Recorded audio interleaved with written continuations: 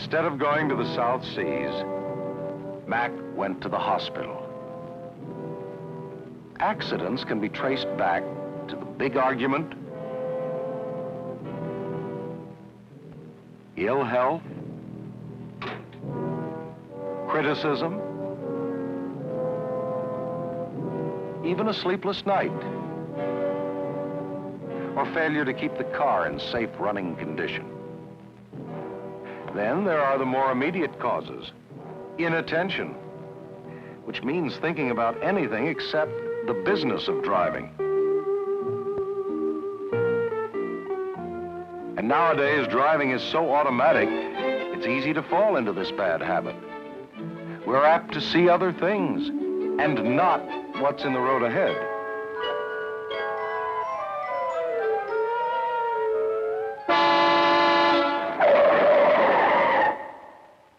Finally, there's the last link in the fatal chain. Often something simple, like failure to stop at a stop sign, violation of right-of-way, or running a stale yellow light. However, we've said enough about such offensive drivers. This story is for you, whether you're a female or a male. You've got to drive with these characters. They're all over the roads, driving with you and against you. To survive, you've got to defend yourself and your car against these offenders. You've got to practice defensive driving tactics.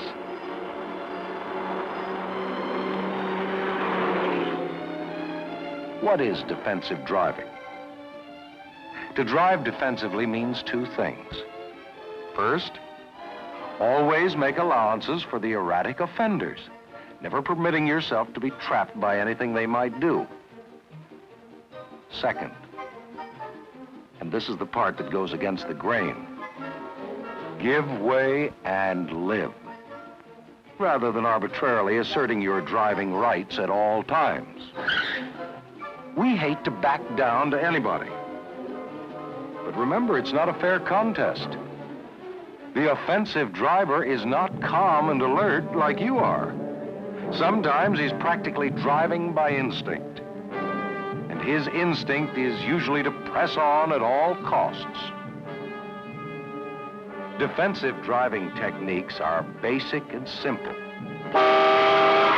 The trick is to consciously use such tactics until they become second nature in your everyday driving. Two objects cannot occupy the same space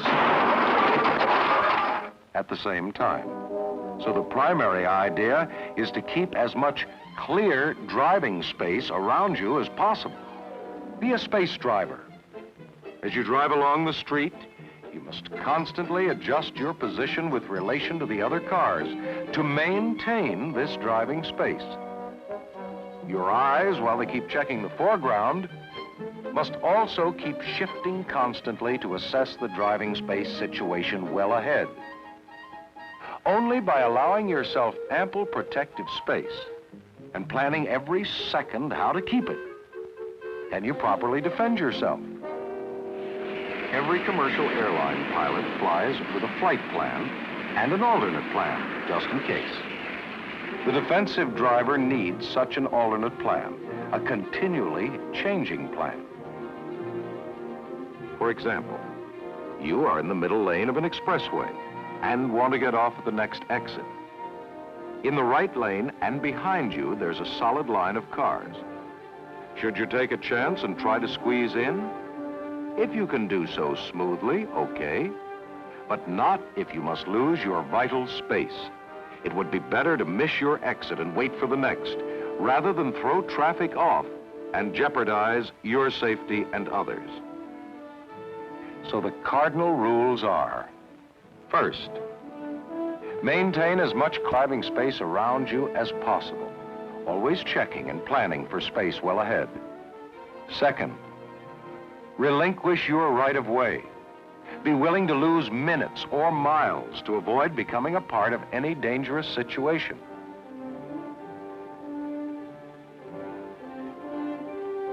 Time, along with space, constitutes the essence of defensive driving.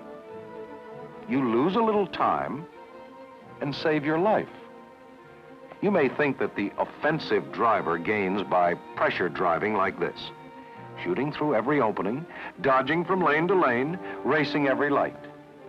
He doesn't. But to find out how much he gains, we conducted a test on the heavily traveled streets of Chicago and adjoining Evanston, Illinois. The test was conducted with the cooperation of the Chicago and Evanston police departments. Representatives of the National Safety Council and the Chicago Citizens Traffic Safety Board supervised the experiment and participated as observers. A route was selected that would offer the maximum amount of medium to heavy surface street traffic. A small portion of expressway and suburban road travel were added to simulate the everyday driving of the motoring populace. Starting point, the Museum of Science and Industry, 25 miles away, Northwestern University's famed Traffic Institute. Our safe driver in the station wagon was asked to observe all vehicle code laws, to at all times drive defensively. The offensive type driver in the sedan was asked to drive as though he were late for an important business appointment and trying to make up that lost time on the road. Both cars pulled away together at 2:43 p.m. An observer rode with each man to keep track of the time and log the violations.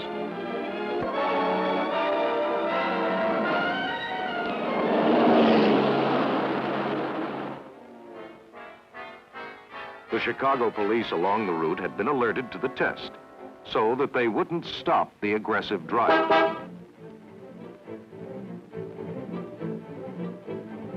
The Dan Ryan Expressway quickly brought us into downtown Chicago. Traffic is stop and go through the loop area.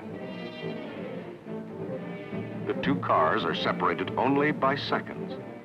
At one point, they're at the same traffic light. So much for jackrabbit driving. And then we're on the outer drive and heading north.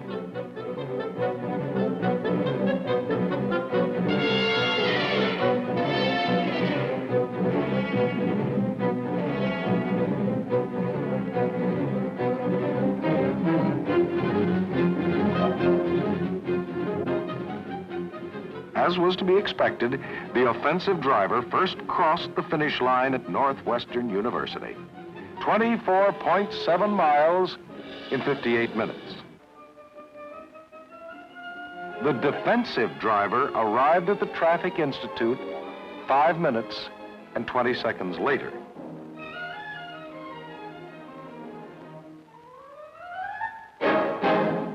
And now the observer's log. Sure, the offensive driver saved time. But was the 5 minutes and 20 seconds saved worth those 138 violations, including 60 dangerous lane changes, 45 instances of following too closely, 23 stretches in which the speed limits had been exceeded, and 10 other miscellaneous violations, any one of which could have gotten him a traffic citation, or what's worse, could have gotten him killed. In the words of Howard Pyle, president of the National Safety Council, defensive driving can pay dividends.